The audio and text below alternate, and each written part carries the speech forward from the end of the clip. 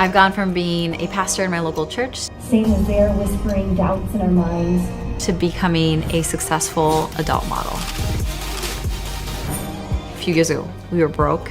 I was a stay-at-home mom. I didn't know my purpose, but then I had my awakening, shifted, and I've become who I was always meant to be. I've transformed my life in some pretty shocking ways. What's going on, guys? This is AD, the African Red Pill. Welcome to the video. In today's video, what are we talking about? We're talking about this lady who was a pastor. She was married to a pastor. She has 2 or 3 kids, and then she left that life behind and became a porn star. Let's get into it. I've gone from being a pastor in my local church Satan is there whispering doubts in our minds to becoming a successful adult model. A few years ago, we were broke. I was a stay-at-home mom. I didn't know my purpose, but then I had my awakening, shifted, and I've become who I was always meant to be. I've transformed my life in some pretty shocking ways. If you could go back in time and make different decisions, would you do that? Man, that's a good question. This is a sad story for the guy, the ex-husband. This is a sad story for the kids. There is more to life than money, man. And this lady made a selfish decision.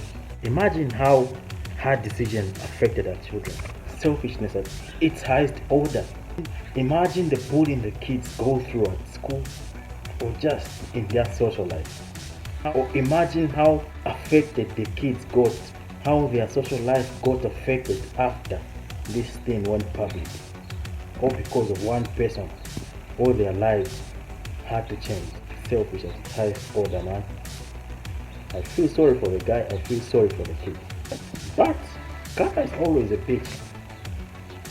Decisions like this, and careers like this are dependent on your looks. How's she gonna do when those looks fade? When she loses all that attention she's getting? We'll see who will end up being the winner. As long as the kids turn out to be good in life, they'll be the winner. Same as the guy. Let's continue the video. God, I have to warm up a minute. I was raised in a very conservative, religious environment. This messaging was, when you become a wife and a mother, you've reached the pinnacle of womanhood. And I tried to become that woman for most of my life. Decided I want to be a preacher and a pastor. I want to tend to my flock and help people and bring people together. The church where I rose up as a pastor is a mega church. It's a huge community. There's thousands of people. Standing on stage, in the spotlight, thousands of eyes on you was like a dream come true for me. This lady was a pastor because she used to enjoy the attention of thousands of eyes on her. It was never about God in the first place. It was all about people looking at her. It was all about how are people thinking about me when they look at me, which is all narcissism. Not ways about it. So it was just a narcissist on the pulpit, of which you've got a lot. Most of these people like the attention and eyes being laid on them are usually narcissistic. And I'm sure if this lady was to be diagnosed, she would show attributes of those personality disorders. Oh, it's a rowdy bunch in here. I love it. When I was a pastor, I still was ascribing to the belief that I am responsible for how men view me. I would spend so much time over my outfit. Like, don't wear too tight of jeans. And I remember thinking, oh, I probably shouldn't wear high heels because that can be seen as like provocative or a little more sexy. And that was just a lifetime of training. Shaming women, body shame, sex shame, victim shaming. You always need to live in fear. It's important to remember why we need God. It was so toxic, it was so controlling, it was so unhealthy. Why God is everything we hunger for. But then I had my awakening. Maybe we're afraid that if people knew who we really were, they would reject us. I realized my queerness and I kept it closeted. God loves us and there's nothing that can separate us from God's love. I felt terrifyingly alone.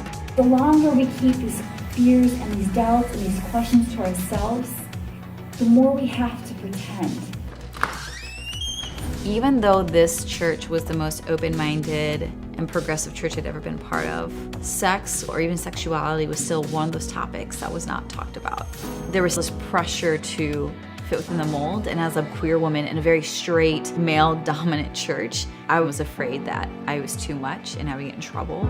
I knew if I owned my queerness fully, I would likely lose my job at my church.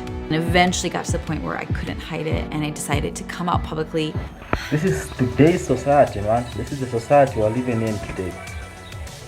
So if those kids end up being affected in the future, and then they start doing atrocities, and then you blame it on toxic masculinity, when it was a foundation which led to those kids turning out like that.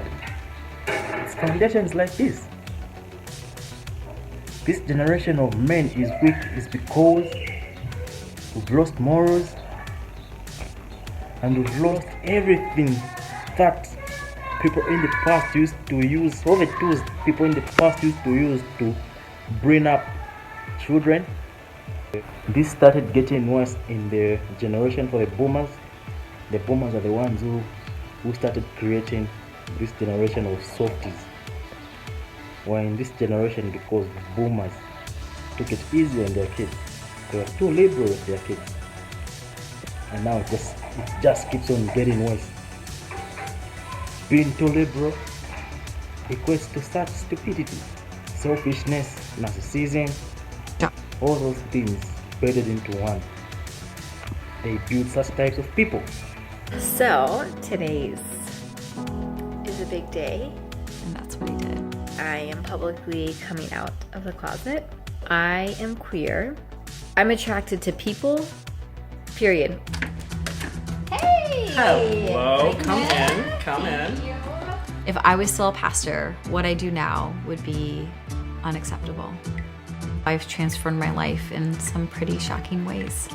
There are days I regret being raised the way I was raised, being raised in the church and super religious, because I feel like The problem we're facing right now is people put their feelings first before putting logic first.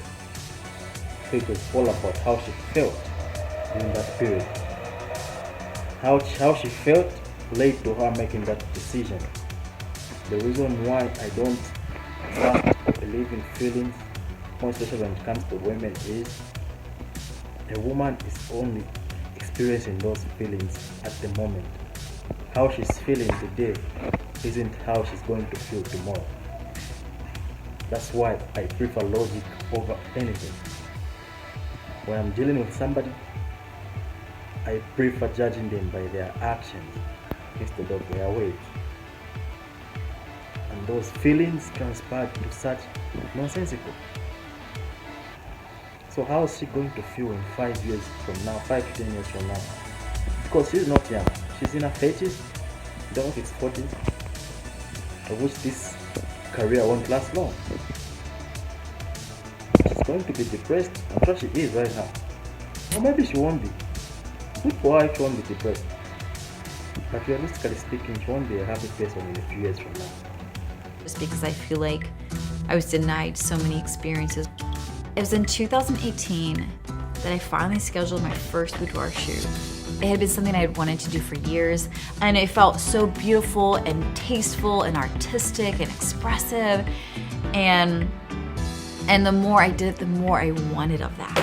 When I started my OnlyFans, I remember being really nervous about how my people would react. So before I posted, I wrote a social media post on all my social media accounts saying, I've decided to do this thing, and here's why. I'm preparing you, so when you start seeing more sexy photos, this is why. Unfriend or unfollow me now if this is not something you want in your life. And now it's become a full-blown money-making job that I love. I've gone from being a pastor in my local church to becoming a successful adult model. Now I make between $30,000 to $100,000 a month.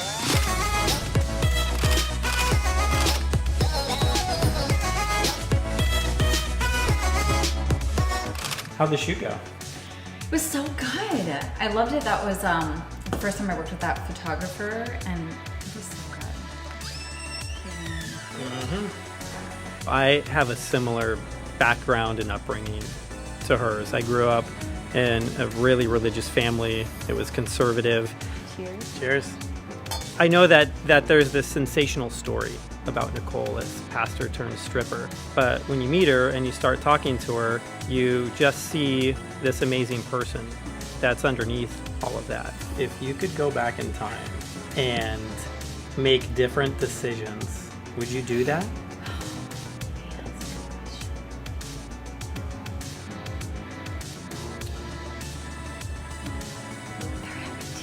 Okay, good, because I feel like a jerk now. I'm sorry. If I could do something differently, I would have done this years ago. So much has changed, and yet, like, deep in me, you know, the voice is like, this is just the beginning. Like, there's so much more coming my way. Oh my gosh, so much has changed for the better. A few years ago, we were broke. I was a stay-at-home mom. I didn't know my purpose. This would never be possible in my old life. I am so much happier than I used to be. There is more to life than money. There is more to life than just money. So let's hope she's getting the satisfaction she needs from life in making all that money she's talking about. And then we've got this guy who looks like he's a simp, trying to enable the behavior, trying to simp for this woman. He's probably never even had a touch or a feel of her. He's probably the guy behind the camera when she's getting banned. I'm thinking that maybe one day, by being a good guy, she'll give him that chance he wants. Well, all the best, my guy. Like I said, let's just hope this decision she made doesn't end up affecting the kids in the long run. Let's hope the kids end up turning out well. But they've got a good father. Hope he does a better job than she would have ever done.